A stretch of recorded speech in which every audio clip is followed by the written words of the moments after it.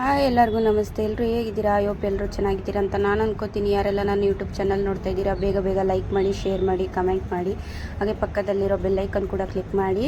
ತುಂಬ ಬಿಸಿಲಿರೋದ್ರಿಂದ ಇವತ್ತು ಹೆಸರು ಬೇಳೆ ಹೇಗೆ ಮಾಡೋದು ಅಂತ ತೋರಿಸ್ತಾ ಇದ್ದೀನಿ. ಮೊದಲಿಗೆ 1 ಕಪ್ ಅಷ್ಟು ಹೆಸರು ಬೇಳೆ ನೆನೆಸಿಟ್ಕೊಂಡಿದ್ದೀನಿ. 1 ಸೌತೆಕಾಯಿ, 1 ಕ್ಯಾರೆಟ್ ತುರಿದಿಟ್ಕೊಂಡಿದ್ದೀನಿ.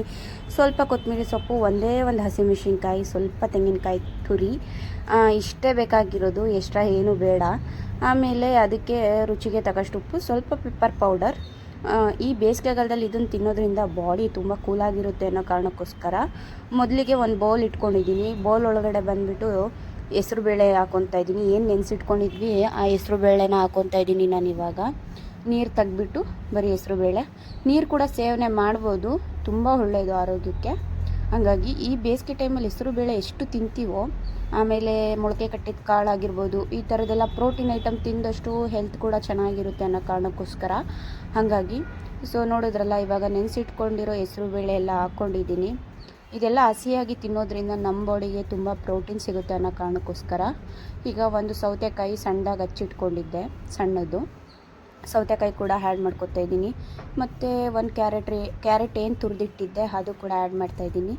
ಹಾಗೇ ಒಂದು ಚಿಲ್ಲಿ ಅಂದರೆ ಹಸಿಮೆಣಸಿನ್ಕಾಯಿ ಒಂದೇ ಒಂದು ಸಣ್ಣದಾಗಿ ಕಟ್ ಮಾಡಿ ಇಟ್ಕೊಂಡಿದ್ದೆ.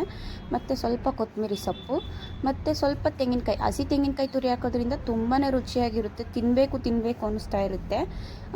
ಹಂಗಾಗಿ ಹಸಿ ತೆಂಗಿನಕಾಯಿ ತುರಿ ಹಾಕೋದನ್ನು ಮಾತ್ರ ಮಿಸ್ ಮಾಡಬೇಡಿ. ಇದಿಷ್ಟು ಹಾಕ್ಬಿಟ್ಟು ಏನು ಮಾಡಬೇಕಂದ್ರೆ ಚೆನ್ನಾಗಿ ಮಿಕ್ಸ್ ಮಾಡ್ಕೊಬೇಕು. ಎಲ್ಲನೂ ಕೂಡ ಚೆನ್ನಾಗಿ ಮಿಕ್ಸ್ ಮಾಡ್ಕೊಬೇಕು. ಯಾಕಂತಂದರೆ ಮಿಕ್ಸ್ ಮಾಡಿ ಇಟ್ಕೊಬೋದು ಅಷ್ಟೇ. ನಿಮ್ಗೆ ಎಷ್ಟು ಬೇಕೋ ಅಷ್ಟಕ್ಕೆ ಮಾತ್ರ ಉಪ್ಪು ಮತ್ತು ಪೆಪ್ಪರ್ ಪೌಡ್ರು ಹಾಕ್ಕೊಳ್ಳಿ. ಇಷ್ಟು ಪೂರ್ತಿಗೂ ಹಾಕ್ಬಿಟ್ರೆ ಏನಾಗ್ಬಿಡುತ್ತೆ ಅಂದರೆ ಮಾಡಿಟ್ಬಿಡ್ತೀರಾ, ನೀರು ಬಿಟ್ಬಿಡುತ್ತೆ, ತಿನ್ನೋಕ್ಕಾಗಲ್ಲ, ಏನಿಲ್ಲ, ಅಯ್ಯೋ ಹಿಂಗಾಗೋಯ್ತಲ್ಲ ಅನ್ಕೋತೀರಾ. ಅದಕ್ಕೆ ಹೇಳ್ತಾಯಿದ್ದೀನಿ, ಮೊದಲಿಗೆ ಉಪ್ಪು ಮತ್ತು ಪೆಪ್ಪರ್ ಪೌಡ್ರ್ ಏನೂ ಹಾಕೊಳಕ್ಕೆ ಹೋಗ್ಬಿಡಿ. ನಿಮ್ಗೆ ಎಷ್ಟು ಬೇಕೋ ಅಷ್ಟನ್ನು ನೀವು ಒಂದು ಬೌಲ್ಗೆ, ಬೇರೆ ಬೌಲ್ಗೆ ಹಾಕ್ಕೊಂಡು ಅದಕ್ಕೆ ಉಪ್ಪು ಮತ್ತು ಪೆಪ್ಪರ್ ಏನಿದೆ ಅದೊಂದು ಸ್ವಲ್ಪ ಹಾಕ್ಕೊಳ್ಳಿ. ಇಲ್ಲ ಲೆಮನ್ ಬೇಕಂದರೆ ಲೆಮನ್ ಹಾಕ್ಕೋಬೋದು. ನಾನು ಉಪ್ಪು ಮತ್ತು ಪೆಪ್ಪರೇ ಹಾಕ್ಕೊತಾ ಇದ್ದೀನಿ. ಹಾಕ್ಕೊಂಡು ಇದು ನಮ್ಮ ಮನೇಲಿ ಈಗ ನಾವು 4 ಮೆಂಬರ್ಸ್ ಇರೋದ್ರಿಂದ, ಹಾಗಾಗಿ 4 ಮೆಂಬರ್ಸ್ಗೋಸ್ಕರ ನಾನು ಎಲ್ಲದಕ್ಕೂ ಕೂಡ ಪೆಪ್ಪರ್ ಮತ್ತು ರುಚಿಗೆ ತಕ್ಕಷ್ಟು ಉಪ್ಪು ಹಾಕ್ಕೊಂಡೆ ನಾನು ಮಿಕ್ಸ್ ಮಾಡ್ಕೊತಾ ಇದ್ದೀನಿ. ನೋಡಿದ್ರಲ್ಲ ಗೈಸ್, ಇದರಿಂದ ನಮ್ಗೆ ಏನೆಲ್ಲ ಪ್ರೋಟೀನ್ ಸಿಕ್ಕುತ್ತೆ ಅಂತ ಹೇಳಿಬಿಟ್ಟು. ಇದು ತಿನ್ನೋದ್ರಿಂದ ಹೆಲ್ತಿಗೂ ತುಂಬ ಒಳ್ಳೆಯದು, ಬಾಡಿಗೂ ತುಂಬಾ ತಂಪಾಗಿರುತ್ತೆ ಬಾಡಿ. ಈ ಹೀಟಲ್ಲಂತೂ ನಾನು ಹೇಳೋದು ಏನಂತಂದರೆ, ತುಂಬ ಬಾಡಿ ಹೀಟಾಗಿರೋರು ಕೂಡ ಇದನ್ನು ಸೇವನೆ ಮಾಡಿದ್ರೆ ತುಂಬಾ ಒಳ್ಳೆಯದು. ಅಂದರೆ ಅನ್ಹೆಲ್ತಿ ಫುಡ್ ಅಂದರೆ ಇದರಿಂದ ಬಾಡಿಗೆ ಯಾವುದೇ ಥರ ಎಫೆಕ್ಟ್ ಇರಲ್ಲ ಅನ್ನೋ ಕಾರಣಕ್ಕೋಸ್ಕರ ನಾನು ವಾರದಲ್ಲಿ 1-2 ಸತಿ ಮಾಡ್ಕೊತಿರ್ತೀನಿ. ನೋಡಿದ್ರಲ್ಲ ಹೇಗೆ ಮಾಡೋದು ಹೆಸರು ಬೇಳೆ ಅಂತ. ಮತ್ತು ಸಂಜೆ ಆಗ್ತಿದ್ದಂಗೆ ನೋಡಿ ಈ ಥರ ಇದ್ದಿದ್ದು 4:15 ಮೈಸೂರಲ್ಲಂತೂ ಇದ್ದಕ್ಕಿದ್ದಂಗೆ ಏನೋ ಒಂಥರ 4:30ಗೆಲ್ಲ ಈ ಥರ ಆಯ್ತಿತ್ತು. ನಾನು ಏನಪ್ಪ ಹಿಂಗಾಗ್ತಾ ಇದೆಯಲ್ಲ, ಏನು ಮಳೆ ಗಿಳೆ ಬರುತ್ತಾ ಅಂತ ಸಡನ್ಲಿ ಹೋಗಿ ಸುಮ್ಮನೆ ಜಸ್ಟ್ ಹಾಗೆ ಒಂದು ವೀಡಿಯೋ ಮಾಡಿಕೊಂಡೆ. ನೋಡಿ ಯಾವ ರೇಂಜಿಗೆ ಮಳೆ ಬಂದಿದೆ ಅಂದರೆ, ಮೈಸೂರಲ್ಲಿ ಮರ ಗಿಡ ಎಲ್ಲನೂ ಬಿದ್ದೋಗಿದೆ. ಮತ್ತು ನೈಟೆಲ್ಲ ಕರೆಂಟ್ ಇಲ್ಲದೆ ವನವಾಸ ಪಡೋಷ್ಟು ರೇಂಜಿಗಾಗಿದೆ. ಅಷ್ಟು ಜೋರು ಮಳೆ. ಮತ್ತು ಹಾವಿನ ಕಲ್ಲು ಅಂತ ಹೇಳ್ತಾರಲ್ಲ, ಅದೆಲ್ಲನೂ ಬಿತ್ತು.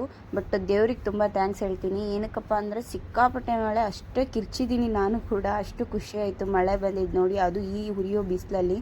ಹಂಗಾಗಿ ತುಂಬಾ ಖುಷಿ. ಮತ್ತು ತಾಯಿ ಚಾಮುಂಡಮ್ಮನಿಗೆ ಎಷ್ಟು ಥ್ಯಾಂಕ್ಸ್ ಹೇಳಿದ್ರು ಸಾಲಲ್ಲ.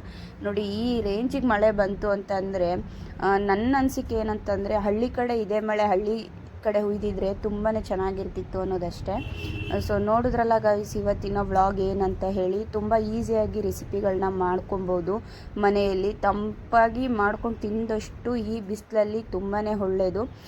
ಯಾರೆಲ್ಲ ನನ್ನ ಯೂಟ್ಯೂಬ್ ಚಾನಲ್ನ ನೋಡ್ತಾ ಇದ್ದೀರಾ ಬೇಗ ಲೈಕ್ ಮಾಡಿ, ಶೇರ್ ಮಾಡಿ, ಕಮೆಂಟ್ ಮಾಡಿ, ಹಾಗೆ ಪಕ್ಕದಲ್ಲಿರೋ ಬೆಲ್ಲೈಕನ್ ಕೂಡ ಕ್ಲಿಕ್ ಮಾಡಿ.